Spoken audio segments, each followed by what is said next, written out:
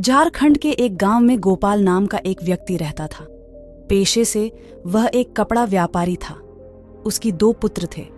व्यापारी के दोनों पुत्रों का स्वभाव बिल्कुल अलग था। जहां एक तरफ बड़ा पुत्र राम बहुत ही संकोची और शर्मीले स्वभाव का था, उसे किसी से बात करना नहीं आती थी। वहीं पर उसका छोटा पुत्र एक्सट्रोवर्ट स्वभाव वाला व्यक्ति था। वह किसी से भी अपनी बात कहने में कभी संकोच नहीं रखता था। लोग अक्सर बड़े पुत्र को बेवकूफ समझते थे। कई बार लोग उसके भोलेपन का फायदा भी उठा लेते थे और वह पलटकर कभी किसी को कुछ नहीं कहता था। व्यापारी अपने पुत्र के इस स्वभाव के कारण बहुत अधिक नाराज होता था। बातचीत न कर पाने और शर्मीले स्वभाव के कारण व्यापारी ने कई बार अपने पुत्र की पिटाई भी करती थी। हालांकि इस वजह से उसके पुत्र का स्वभाव सुधारने की बजाय और भी खराब हो गया। बचपन से ही बड़ा पुत्र बेहद परेशान रहने लगा था। उसके अंदर आत्मविश्वास की कमी हो गई थी। परीक्षा में वह जानते हुए प्रश्नों के उत्तर भी अपने डर के कारण नहीं कह पाता था। इस कारण उसकी शिक्षा भी ठीक ढंग से नहीं हो पाई। बड़ा पुत्र जब युवावस्था को प्राप्त हुआ, तब व्यापारी ने उसे अपने साथ व्यापार में हाथ बटाने को कहा। अपने पिता से डर के कारण वह व्यापार करने के लिए राजी हो गया, किंतु वह कई बार ऐसी गलतियां कर देता था जिससे व्यापारी की बहुत अधिक नुकसान होता था। एक दिन व्यापारी किसी काम के कारण शहर गया हुआ था। उस समय उसकी दुकान पर बड़ा पुत्र बैठा हुआ था। तभी कुछ लोग आए और उन्होंने बड़े पुत्र से कहा कि हमें तुम्हारे पिता ने भेजा है। उनका संदेश है कि दुकान में आपके पास जितने भी कपड़े हैं वह सब हमें दे दीजिए। हम उसे तुम्हारे पिता के पास लेकर जाएंगे। उन्होंने सभी कपड़े को शहर मंगवाया है।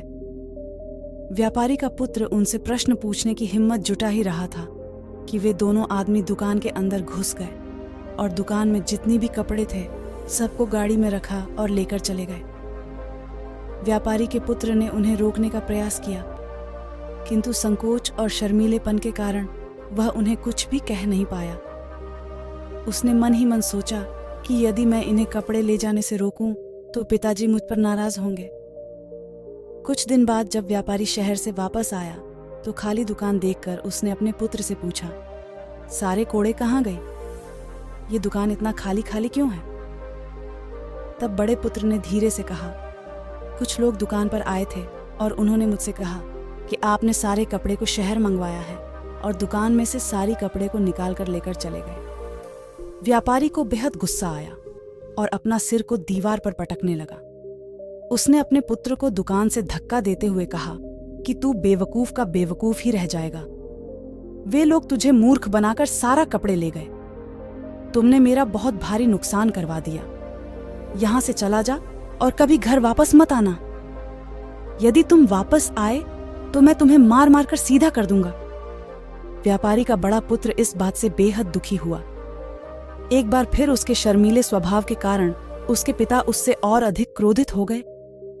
साथ ही व्यापार में भी इतना बड़ा नुकसान हो गया। उस समय गांव के सभी लोग व्यापारी के पुत्र पर हंस रहे थे और उसका मजाक बना रहे थे। उसे बहुत अधिक शर्मिंदगी महसूस हो रही थी। यही वह समय था जब उसने सोच लिया कि अब उसके जीवन में कुछ भी सही नहीं हो सकता। वह हमेशा बेवकूफ को बेवकूफ ही रहेगा और इस समाज में रह रहे लोगों के साथ कदम से कदम मिलाकर कभी नहीं चल पाएगा, तो ऐसे जीवन का क्या मतलब।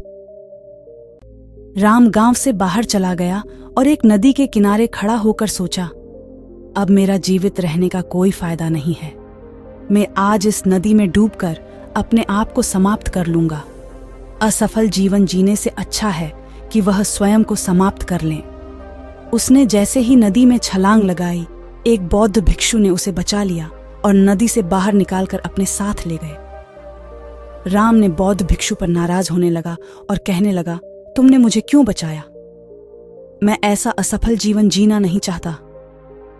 भिक्षु ने उसे समझाया कि जीवन एक ही बार मिलता है और यदि तुम जीवित ही नहीं रहोगे तो असफलता को खत्म करके सफल कैसे बनोगे? तब राम ने कहा कि मेरे जीवन में बहुत अधिक समस्याएं हैं। ये सभी समस्याएं मेरे संकोची और शर्मीले स्वभाव के कारण हुई हैं। मैं एक अच्छा पुत्र नहीं हूं। अपने स्वभाव के कारण मैं शिक्षा ग्रहण भी नहीं कर पाया। ये सारा दुनिया मुझे मूर्ख समझता है। क्या किसी मूर्ख को इस संसार में जीने का अधिकार है? तब बौद्ध भिक्षु ने कहा कि तुम्हारे इस प्रश्न का उत्तर तो मेरे गुरु ही दे सकते हैं। चलो, मैं तुम्हें मेरे गुरु के पास ले जाता हूं। राम ने कहा कि वह किसी से बात नहीं करना चाहता। आज वह अपना जीवन समाप्त कर ही लेगा। परंतु बौद्ध भिक्षु के बार बार समझने के बाद वह उनके साथ जाने और उनके गुरु से मिलने के लिए तैयार हो गया। बौद्ध भिक्षु व्यापारी के पुत्र को आश्रम की ओर लेकर गए। वहां पर व्यापारी के पुत्र ने देखा कि एक व्यक्ति पेड़ के नीचे ध्यान में बैठे हुए हैं। तभी बौद्ध भिक्षु ने कहा कि यह हमारे गुरु गौतम बुद्ध हैं। दोनों ने गौतम बुद्ध को प्रणाम किया। वह युवक वहीं पर बैठ गया और गौतम बुद्ध को देखकर रोने लगा। गौतम बुद्ध ने उसे उसके रोने का कारण पूछा। तब उसने कहा कि अब आप ही मेरी आखिरी उम्मीद है। यदि आप मेरी समस्या का समाधान नहीं करेंगे तो मेरा यह जीवन समाप्त हो जाएगा। गौतम बुद्ध ने राम से उसकी समस्या के बारे में पूछा।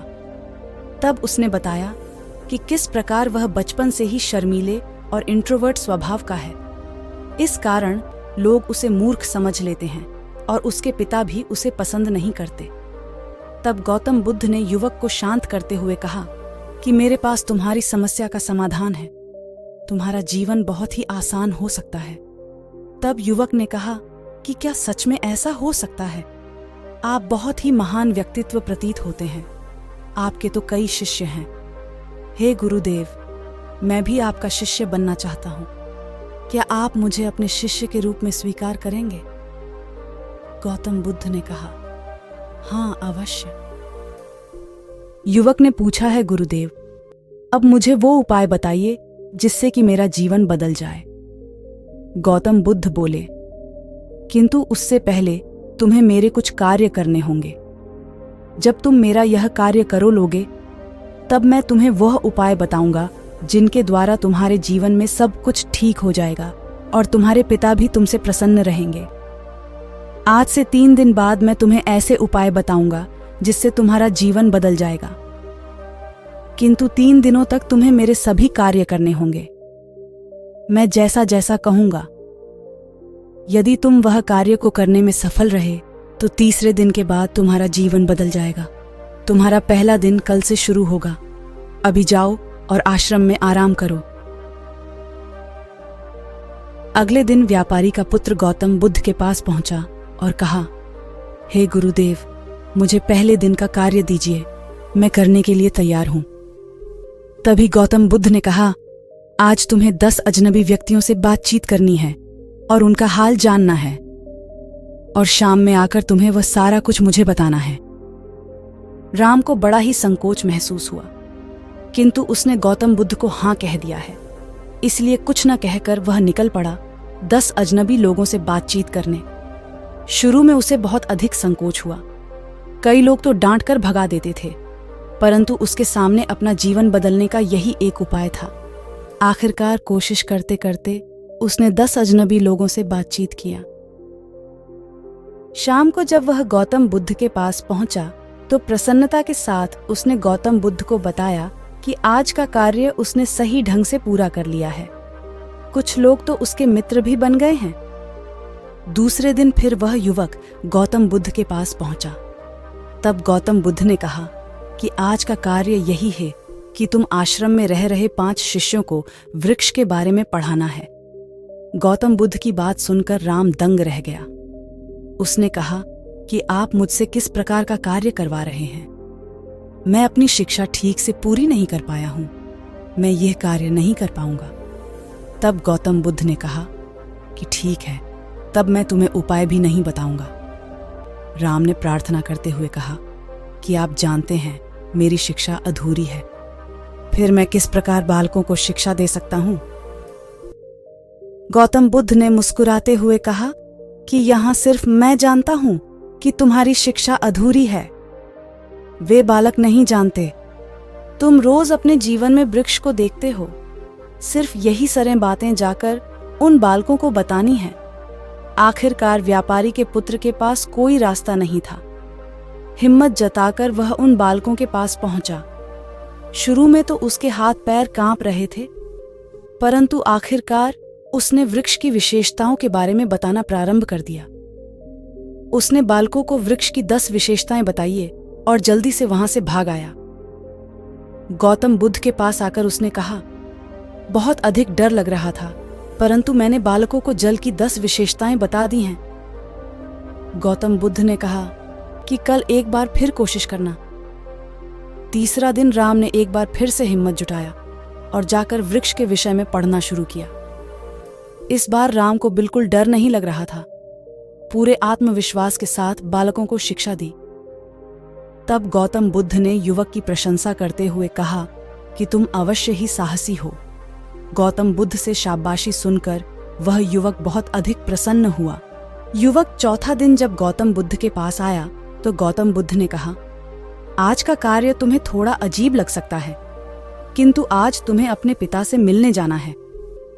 गौतम बुद्ध की यह बात सुनकर राम बहुत अधिक डर गया। उसने कहा कि नहीं नहीं, मैं अपने पिता के सामने नहीं जाऊंगा। गौतम बुद्ध ने कहा कि ठीक है, मैं भी तुम्हें उपाय नहीं बताऊंगा। आखिरकार राम को गौतम बुद्ध की बात माननी पड़ी। गौतम बुद्ध ने उसे समझाया कि अपने पिता के पास जाओ और उनसे क्षमा मांगो और कहना कि तुम्हें एक और अवसर दे ताकि तुम स्वयं को साबित कर सको। राम ने बड़ी हिम्मत के साथ अपने पिता का सामना किया और उनसे क्षमा मांगी। आखिरकार व्यापारी ने अपने पुत्र को क्षमा कर दिया और उसे दूसरा अवसर देने के लिए तैयार हो गए। शाम को राम ने गौतम बुद्ध के पास गया और कहा, हे गुरुदेव, मैंने आपकी सारी काम कर दी है। आज मेरा चौथा दिन था। अब आप मुझे वह उपाय बता दीजिए। तब गौतम बुद्ध ने कहा कि तुमने स्वयं ही अपना उपाय खोज लिया है। तुम किसी से बात नहीं कर पाते थे, शर्मीले थे। ये सब कुछ तुम्हारे मन में बैठा हुआ डर था। हम कितने आत्मविश्वासी हैं, कितने शर्मीले हैं और हमारे अंदर कितना डर है, ये सिर्फ हमें पता होता है। बाहरी दुनिया में किसी को नहीं होता है। बाहरी दुनिया में हम स्वयं को जिस प्रकार का दिखाते हैं, लोग हमें उसी प्रकार का समझते हैं। अगर तुम आत्मविश्वासी नहीं हो तो तब भी अनजान व्यक्तियों के सामने आत्मविश्वास होने का अभिनय करो, ताकि कभी पता ही नहीं चलेगा कि तुम इंट्रोवर्ट हो और धीरे धीरे सब कुछ ठीक होने लगेगा। राम समझ चुका था कि गौतम बुद्ध उसे क्या बताना चाह रहे हैं। राम ने गौतम बुद्ध को धन्यवाद दिया और उनसे वादा किया कि वह जीवन में कभी भी खुद को कम नहीं समझेगा और सफल होकर दिखाएगा। इसी के साथ मुझे उम्मीद है कि आपको यह वीडियो पसंद आई होगी। तो चलिए फिर मिलते हैं एक नई वीडियो में। तब तक के लिए अपना ध्यान रखना। धन्यवाद।